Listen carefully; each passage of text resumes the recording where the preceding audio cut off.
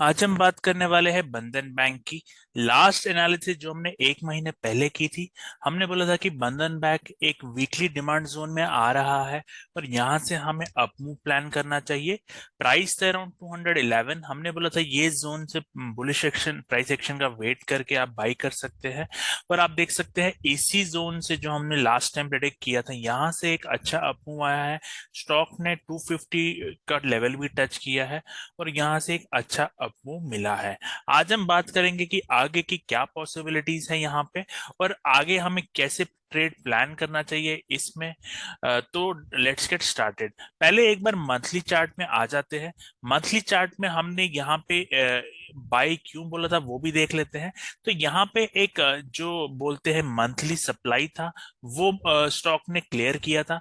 ये एक monthly supply zone था, ये स्टॉक ने क्लियर किया था। तो जब भी एक मंथली सप्लाई क्लियर करता है, तो ये सप्लाई क्लियर करने के लिए स्टॉक एक डिमांड जोन बनाता है, जिसे स्टॉक दोबारा रीटेस्ट करता है अक्सर। और अगर हम इस क्योंकि इसमें कोई डिमांड जोन क्लियर नहीं है मंथली चार्ट पे, तो अगर हम इसके छोटे चार्ट पे, वीकली चार्ट पे आ जाए, तो हमें मतलब नजर आता है कि ये जो सप्लाई क्लियर हुई है, इसके लिए स्टॉक ने एक डिमांड जोन बनाया था। जो डिमांड जोन इस लेवल पे था 209 से 200 रुपीज पे। और इसी डिमांड को स्टॉक ने फिर से रिटेस्ट किया और जो पेंडिंग ऑर्डर्स है वो यहाँ पे फिर से एग्जीक्यूट हुए हैं और फिर से स्टॉक एक अपमूव दिखा रहा है। ओवरऑल यहाँ पे भी ये स्ट्रॉन्ग डिमांड जोन क्यों था? क्योंकि यहाँ पे आप देख सकते हैं बैक टू बैक 1 2 3 4, मतलब यहाँ से एक स्ट्रॉन्ग अपमूव निकला था। वॉल्यूम जो आप देख सकते हैं इसमें अच्छा पिकअप हुआ था। तो ये लेवल हमारा इंपॉर्टेंट था और यही हमने यहाँ पे डिस्कस किया था। आप देख सकते हैं ये लेवल्स पहले से हमने बताए थे और ये सारा प्राइस एक्शन उसी तरह से हुआ है।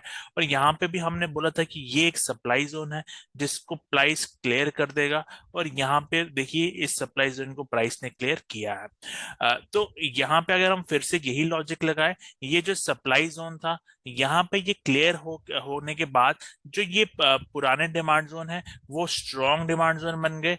और आप देख सकते हैं प्राइस फिर से एक बार इस रिटेस्ट हुआ है। तो यहाँ पे जितने भी डिमांड जोन थे, जैसे ये एक डिमांड जोन दोबारा बनाया था, इसको फिर से इसने रिटेस्ट किया है। यहाँ पे जो दूसरा डिमांड जोन बनाया था, उसको भी प्राइस ने फिर से रिटेस्ट किया है। ये मैं दिखा सकता हूँ, ये देखिए, ये जब ये प्राइस ने सप्लाई जोन निकाल दिया, फिर से ये डिमांड को रिटेस्ट करता है, फिर से यहाँ से एक अपमूव आया। तो इन शॉर्ट, प्राइस जब भी एक सप्लाई जोन निकालता है, फिर से वो डिमांड को टेस्ट करता है। ये डिमांड जोन में भी इमीडिएटली कभी कभी टेस्ट हो जाते हैं और कभी वेट करने के बाद। अगर ये इमीडिएटली टेस्ट हो रहे हैं, इसका ये एक वीक साइन है मेरे हिसाब से। क्योंकि इसका क्या मतलब है कि ये सारे डिमांड जोन जो है ये टेस्टेड डिमांड जोन है। विच मींस यहाँ पे अगर फिर से एक सेलिंग प्रेशर आता है, तो कोई फ्रेश डिमांड जोन यहाँ पे नहीं मिलेगा और प्राइस फिर से फॉल कर सकता है। अगर ये सारे मतलब फ्रेश जोन्स होते, तो हमारे पास एक सपोर्ट होता कि अगर प्राइस नीचे आ रहा है, तो एक सपोर्ट होता कि ये फ्रेश डिमांड जोन है, यहाँ से बाई आ सकता है। बट अगर यहाँ पे एक फॉल आता है, तो हम इन जोन्स को ट्रेड नहीं कर सकते अब एज ऑफ नाउ, क्योंकि ये सारे टेस्टेड जोन्स हैं। आई होप ये पॉइंट क्लियर है। बट नॉनदलेस ये अभी भी ये ऐसा कुछ वो नहीं है कि ये एक वीक मूव लग रहा है। इसको अब हम थोड़ा वेव एनालिसिस करके छोटे चार्ट पे देखते हैं कि ये जो मूव आई है, अब आगे इसमें क्या पॉसिबिलिटीज दिख रही है। अब इसको देखने के लिए हम पहले 4 आवर्स में आ जाते हैं। 4 आवर्स में हम यहाँ पे देखेंगे कि प्राइस ने यहाँ पे जो यहाँ से एक मूव चालू किया था, उसके बाद यहाँ पे एक जो करेक्शन बोलते हैं, वो कुछ इस टाइप का करेक्शन चालू हुआ है। अब ये करेक्शन करने के बाद एक बार हम इसको फिर से क्लियर कर देते हैं सारे लेवल्स को। तो यहाँ पे आप देखेंगे जो ये करेक्शन है सेंटर में, ये सारा करेक्शन है हमारे लिए। ये करेक्शन होने के बाद फिर से एक मूव चालू हुआ है और ये सप्लाई जोन से यहाँ रिजेक्शन ले रहा है। ओवरऑल अगर आप मतलब मोमेंटम की बात करें, तो जो मोमेंटम इस लेवल पे था, यहाँ पे एक सेकेंड, अगर हम मैकडी पे हम मोमेंटम की बात करें, तो जो मोमेंटम इस लेवल पे इस एरिया में था, वो अब मोमेंटम कम होता हुआ जा रहा है ऊपर। और इस लेवल पे अगर यहाँ प्राइस ऊपर गई है, बट मोमेंटम उस लेवल का यहाँ नहीं आया है। तो ये हमारे लिए एक साइन है कि मोमेंटम इस स्टॉक में कम हो चुका है।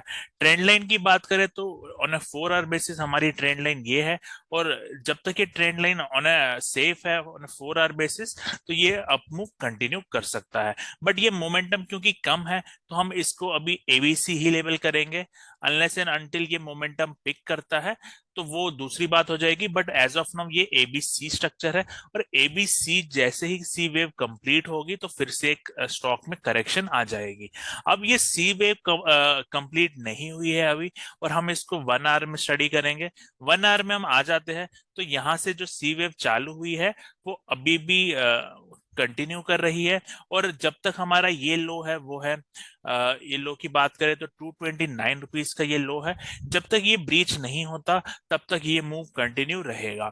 अब यहाँ पे भी जो अब नेक्स्ट स्ट्रक्चर जैसे हमने बात की 4 आवर में एबीसी स्ट्रक्चर बना है, वैसे ही आर्ली बेसिस में आपका कुछ इस तरह से मे बी करेक्शन या एबीसी पैटर्न बन सकता है यहाँ पे। और फिर उसके बाद ये फिर से मूव रिज्यूम करके जो ये टॉप है इसको फिर से एक बार क्लियर कर सकता है। अ, तो ये हमारा भी शॉर्ट टर्म मूव इस टाइप का कुछ हो सकता है। फिर से ये किसी जैसे ये एरिया इसने क्लियर किया, फिर से ये कोई डिमांड में वापस आने के बाद, यहाँ डिमांड जोन में वापस आने के बाद ये भी एक डिमांड जोन है, तो इन्हीं डिमांड जोन को हिट करके फिर से एक बार ऊपर जा सकता है। और यहाँ पे हमें ये देखना है, जब ये ऊपर जा रहा होगा, इस वाली इम्पल्स और इस वाली इम्पल्स में कोई डाइवर्जेंस है या ये इस पॉइंट को क्लियर कर देती है। अगर मोमेंटम यहाँ पिकअप होता है, स्ट्रॉन्ग मोमेंटम पिकअप होता है, तो ये मूव और एक्सटेंड हो सकता है, और फिर हम इसकी अपडेट आगे देंगे। बट अगर यहाँ पे समझ लीजिए ये इस टॉप को ब्रेक करने के बाद अपना मोमेंटम लूज कर देता है, और यहाँ पे एक ट्रेंड लाइन जो बोलते हैं, ये ट्रेंड लाइन होगी अपडेटेड, जो 1 आवर की ट्रेंड लाइन होगी। अगर ये ट्रेंड लाइन मतलब ब्रेक हो जाती है, इस अपसाइड को ब्रेक करने के बाद, तो एक मतलब करेक्शन या फॉल स्टॉक में आएगा। तो ये शॉर्ट टर्म में हम अपसाइड ही प्लान करेंगे। बट उसके बाद क्योंकि मोमेंटम के थोड़े वीकनिंग के साइन है ऑन ए 4 आवर, तो हमें देखना है अगर ये मोमेंटम वापस रिज्यूम करता है ऑन ए 4 आवर बेसिस, या ये मोमेंटम यही खत्म होके इसको एक रिट्रेसमेंट का ऑप्शन देता है। और अगर ये रिट्रेसमेंट का ऑप्शन भी देगा, तो फिर वो हमें देखना है कि वो एक करेक्टिव पैटर्न बनाता है, बड़ा करेक्शन बनाता है, या फिर ये एक रिवर्सल देता है, तो वो आगे की बातें होंगी। बट अभी थोड़ा अप मूव देने के बाद हमें ऐसा कुछ स्ट्रक्चर इसमें दिखाई दे रहा है। और फिर इसके बाद हम फिर से कुछ अपसाइड प्लान कर सकते हैं कि नहीं, वो हम आगे अपडेट करेंगे। बट थोड़ा short term to medium term ये ऐसा कुछ हमारा ओपिनियन है स्टॉक में। तो यही कुछ ऐसा कुछ इसमें हो सकता है। आई हैव ये पॉइंट, ये एनालिसिस आपको क्लियर लग रही है?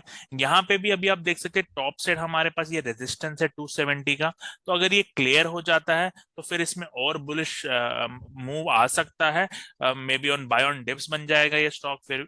तो हम इसको आगे फिर से अपडेट करेंगे, बट जो हमें short term to medium term लग रहा है वो हमने आपके साथ शेयर कर दिया है। ये एनालिसिस आपको पसंद आए तो वीडियो को लाइक करिए, चैनल को सब्सक्राइब करें। कोई डाउट है उसे ऐसे कमेंट डाल सकते हैं। Thank you and